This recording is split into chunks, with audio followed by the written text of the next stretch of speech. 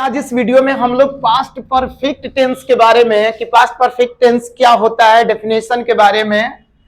बचपन में हम लोग पढ़े हैं सर कि पहले, बाद में और जब, तीनों को हम लोग बढ़िया से समझते हैं स्ट्रक्चर के साथ। तो सबसे पहले जानेंगे कि पास्ट परफेक्ट टेंस होता क्या है। सिंपल सी बात है, भूतकाल का दो काम, जो एक काम समाप्त होने के बाद दूसरा काम शुरू, और वो भी काम बिल्कुल समाप्त, जिसका कोई प्रभाव कुछ भी ना हो सर, उसी को बोलते हैं past perfect tense is actually the past of the past. भूतकाल का दो काम, आसान है, बढ़िया से समझ लीजिएगा।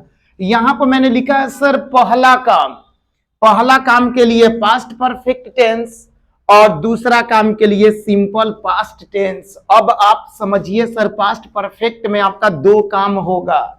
कितना काम होगा? दो काम, एक काम में नहीं आएगा। अगर एक काम में सेंटेंस आएगा तो वो मैं तीन वर्ड आपको बताऊंगा।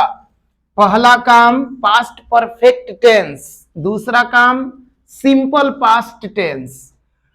पहचान क्या होता है भाई? मूल क्रिया के अंत में चुका था, चुके थे, चुकी थी, ये आपको बिल्कुल मालूम है। स्ट्रक्चर पे सीधा आते हैं, subject plus head plus V3, और ये रहा सर बिफोर, पहले।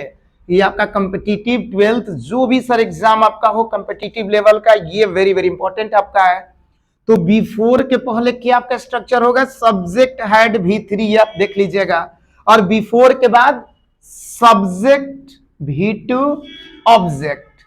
पहले के पहले क्या होगा? Subject head V3 before subject V2 object. Doctor के आने के पहले रोगी मर चुका था, तो पहले वाले में आपको ये बनाना है कि रोगी जो है वो मर चुका था, क्योंकि पहला काम ये हुआ है। तो बनाएंगे द पेशेंट हैड डाइड, पहले का लिखेंगे क्या भाई? बिफोर। डॉक्टर के आना, द डॉक्टर केम। अब स्ट्रक्चर आप देखिए, सब्जेक्ट आपका हो गया, हेड हो गया, V3 हो गया, बिफोर आपका हो गया, सब्जेक्ट हो गया डॉक्टर साहब, और उसके बाद आना का कम का केम। तो सिंपल सा आप ध्यान दीजिएगा स्ट्रक्चर पे। बिफोर के पहले आपका होना चाहिए सब्जेक्ट हेड V3। बिफोर के पहले क्या होना चाहिए?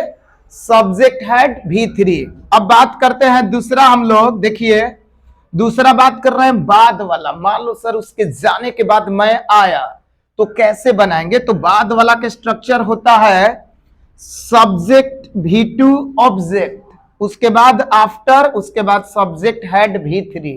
कहने का मतलब है कि बिफोर के पहले हेड प्लस V3 और आफ्टर के बाद हेड प्लस V3। तो उसके जाने के बाद मैं आया, तो बनेगा कैसे? I came after he had gone. देखिए आफ्टर के पहले आई केम हुआ और ही हैड गॉन। और एक आपका है व्हेन, जब मैं आया तब वह गया, तो बनाएंगे सब्जेक्ट V2 सब्जेक्ट V2, यानी कि दोनों जगह वर्ब टू। जब वह आया मैं गया, when he came I went. अब सर बात करते हैं कि यदि एक वाक्य होगा, जैसे मैं जा चुका था, तो मैं जा चुका था तो कैसे बनाएंगे? I had gone. गलत हो गया सर आपका, आपको बनाना होगा सिंपल पास्ट में। कैसे बनाएंगे? I went. तो आपका एक प्रश्न आएगा, तो फिर सिंगल रहेगा तो कब बनाएंगे वाक्य?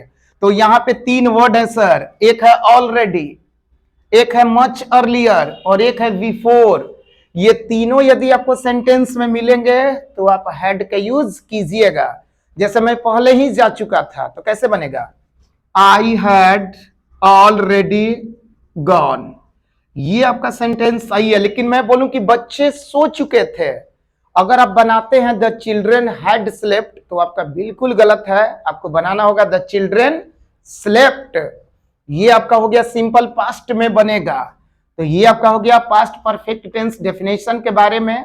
यदि सिंगल वाक्य होगा तो बनाइएगा आप सब्जेक्ट प्लस V2 में, हेड प्लस V3 में नहीं बनाइएगा। हेड प्लस V3 में कब बनाएंगे? जब ऑलरेडी होगा, मच अर्लियर होगा और बिफोर होगा। दो काम समझ गए? पहला काम के लिए हेड प्लस V3, दूसरा काम के लिए V2 प्लस सब्जेक्ट। बिफोर के पहले हेड प्लस V3 देखिएगा, उसके बाद सब्जेक्ट प्लस V2। नेगेटिव होगा तो नॉट लगा दीजिएगा। और आफ्टर में V2 पहले, हेड बाद में, और भैया वेन में subject V2 plus subject V2, तो ये आपका हो गया पास्ट परफेक्ट टेंस।